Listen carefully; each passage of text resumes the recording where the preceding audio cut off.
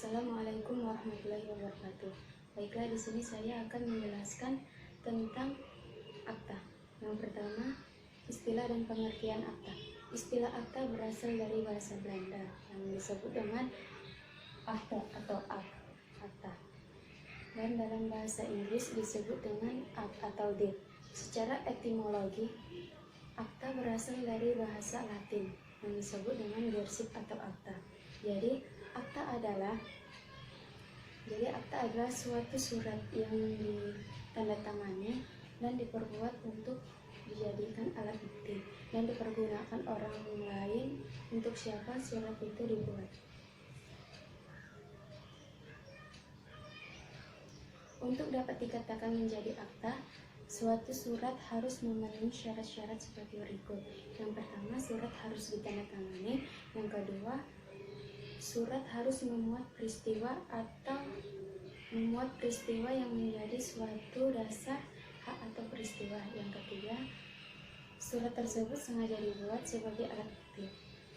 Dalam pasal 1866 KUH Perdata menyatakan bahwa alat bukti meliputi yang pertama bukti tertulis, yang kedua bukti saksi, yang ketiga persangkaan, yang keempat pengakuan, yang kelima sumpah.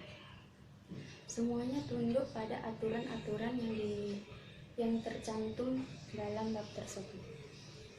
Yang kedua, pengaturan akta. Pengaturan akta otentik dalam pasal 1868 KUH Perdata. Pasal ini menjadi sumber keotentikan suatu surat. Akta notaris juga adalah dasar legalitas dari akta notaris, yang mana mempunyai syarat. Yang pertama, akta harus ditandatangani di depan pejabat umum. Yang kedua, akta harus dibuat dalam bentuk yang ditentukan oleh undang-undang. Yang ketiga, akta yang dibuat di hadapan pejabat umum yang berwenang untuk ini dan di mana tempat akta itu dibuat. Yang ketiga, macam-macam akta. Dalam pasal 1867 KUH Perdata, akta terbagi menjadi dua, yaitu akta otentik dan akta di bawah tangan. Akta otentik adalah akta yang dibuat di hadapan pejabat umum menurut bentuk dan tata cara yang ditentukan oleh undang-undang tersebut. Contohnya itu seperti akta notaris, akta kelahiran, akta perkawinan, akta kematian, dan sebagainya. Akta otentik ini terbagi lagi menjadi dua, yaitu akta relas atau akta partis. Akta relas atau akta pejabat ini dibuat oleh notaris yang memuat uraian otentik yang mengenai tindakan yang dilakukan. Contohnya itu seperti akta pencatatan gudang atau filer. Terus yang kedua, akta partis. Akta ini dibuat di hadapan notaris yang memuat uraian dari penjelasan yang dijelaskan oleh para pihak yang menghadap kepada notaris. Contohnya itu perjanjian kredit. Yang kedua, akta di bawah tangan. Akta di bawah tangan adalah akta yang sengaja dibuat untuk dijadikan pembuktian oleh para pihak tanpa bantuan dari seorang pejabat yang berwenang. Hal ini semata-mata dilakukan antara pihak yang berkepentingan saja. Bentuk akta di bawah tangan ini dibuat dalam bentuk yang tidak ditentukan oleh undang-undang, tanpa perantara, dan tidak di hadapan pejabat umum yang berwenang. Contohnya itu seperti surat perjanjian sewa menyewa rumah dan surat perjanjian jual beli. Yang keempat, pejabat pembuat akta. Pejabat pembuat akta tanah sesuai dengan peraturan pemerintah nomor 37/1998 terdiri dari tiga. Yang pertama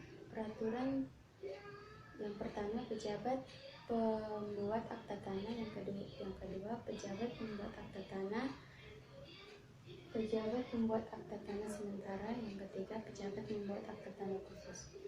Yang pertama, pejabat membuat akta tanah adalah pejabat yang diberi kewenangan untuk membuat akta-akta notaris yang mengenai membuat hukum atas hak tanah atau hak milik atas satuan rumah susun. Biasanya jabatan ini dirangkap oleh notaris. Yang kedua, pejabat membuat akta tanah sementara. Pejabat pembuat akta tanah sementara adalah pejabat pemerintah yang dituntut untuk melakukan tugas pejabat pembuat akta tanah yang membuat akta di daerah yang belum cukup terdapat FFHT. Yang ketiga, pejabat pembuat akta tanah khusus adalah pejabat Badan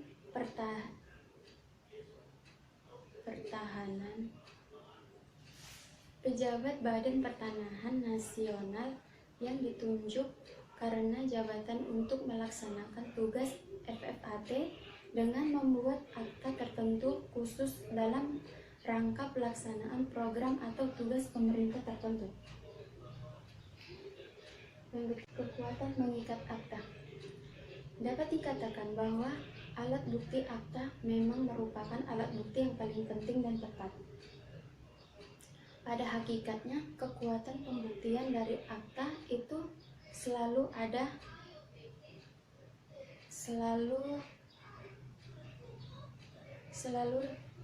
dapat dibedakan, yaitu yang pertama, kekuatan pembuktian lahir.